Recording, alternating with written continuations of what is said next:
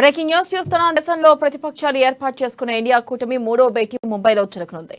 మొదటి భేటీ పాట్నాలో జరగగా రెండో భేటీ బెంగళూరులో జరగనుంది. ఇక మూడో భేటీకి మహారాష్ట్ర రాజధాని ముంబై ఆతిథ్యం ఇవ్వనుంది. ఈ నేపథ్యంలో విపక్షాల భేటీపై ఆసక్తి నెలకొంది. ఇవాళ రేపు ఈ సమావేశం జరుగుతుంది. ఇక ఇండియా కూటమి మూడో సమావేశం కీలకంగా మారుతుంది. ఈ సమావేశంలో ఇండియా చైర్పర్సన్, కన్వీనర్ పదవులకు నేతల్ని అనుకుంటారు. అలాగే వచ్చే ఏడాది జరగబోయే పార్లమెంట్ ఎన్నికల్లో అనుసరించాల్సిన వ్యూహాన్ని కూడా ఖరారు చేస్తారు. ఇండియా కూటమి తరపున లోగోను కూడా ఆవిష్కరించబోతున్నారు.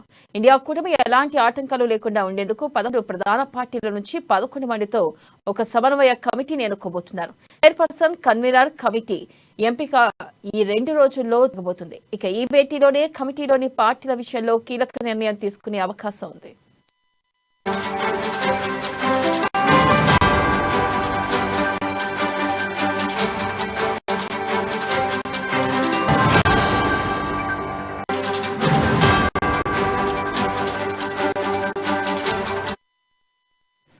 బ్రేకింగ్ న్యూస్ చూస్తూ దేశంలో ప్రతిపక్షాలు ఏర్పాటు చేసుకున్న ఇండియా కూటమి మూడో భేటీ ముంబైలో జరగనుంది.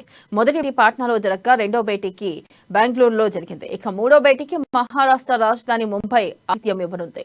దీనిపై మరింత సమాచారాన్ని మా ప్రతినిధి రాజ్ అందిస్తారు. రాజ్, చెప్పండి, ఈ భేటీలో ఆసక్తికర పరిణామం చోటు చేసుకునే అవకాశం ఉందంటారా? ప్రధానంగా ఈ భేటీలో ఏ అంశాలపై చర్చించే అవకాశం ఉంది?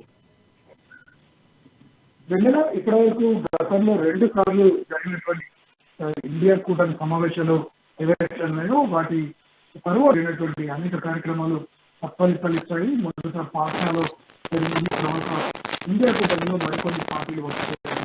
ఇక బెంగళూరులో ఎప్పుడైతే ఇండియా కూటమికి సంబంధించిన రెండో సమావేశంలో అనేక కీలక నిర్ణయాలు తీసుకున్నారు.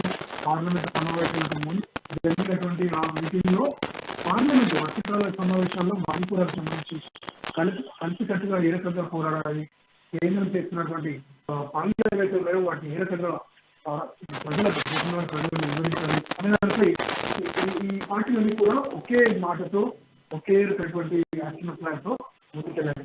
ఇక నేడు రేపు మూడోసారి ఇండియా కూటమి నేతలు అందరూ కూడా మహారాష్ట్రలోని ముంబైలో సమావేశమవుతున్నారు. ఇందులో ప్రధానంగా ప్రస్తుత పరిస్థితుల్లో దేశవ్యాప్తంగా ఉన్నటువంటి ప్రధాన అంశాలపైన జరపనున్నారు.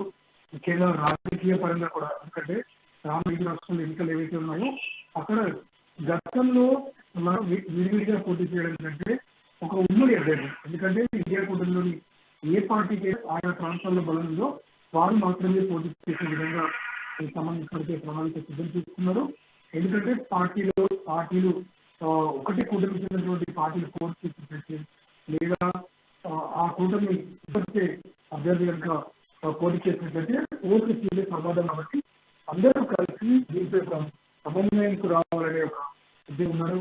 మరోవైపు పార్లమెంటు ఎన్నికలు, సార్వత్రిక ఎన్నికలు పెద్దగా సమయం లేదు, ఇంకొక 6 నెలలు అవకాశం ఉంది. కాబట్టి దీనికి సంబంధించి కూడా వీరిపై ఒక చర్చ జరిగే అవకాశం ఉంది. ఎందుకంటే ఈ వరుస చర్చల కారణంగానే గతంలో కొంతవరకు సత్ఫలితాలని, ముఖ్యంగా సీట్ల పంపకానికి సంబంధించి అలాగే నాయకత్వానికి సంబంధించి, అంటే ఇప్పటికే దీనికి సంబంధించి నితీష్ కుమార్ గారి, అరవింద్ కేజ్రీవాల్ గారు, ఇతర మంత్రులు కానీ వీరంతా కూడా స్పష్టం చేశారు తాను ప్రధాని పదవిని ఆశించడం లేదు, తాను బీజేపీని గద్దెదించే ప్రణాళికలో భాగంగానే కూటమిలో చేరాలని, అందుకే తాము కూడా ఈ యొక్క ప్లాన్ తో ముందుకెళ్తున్నామని చెప్పడం జరిగింది.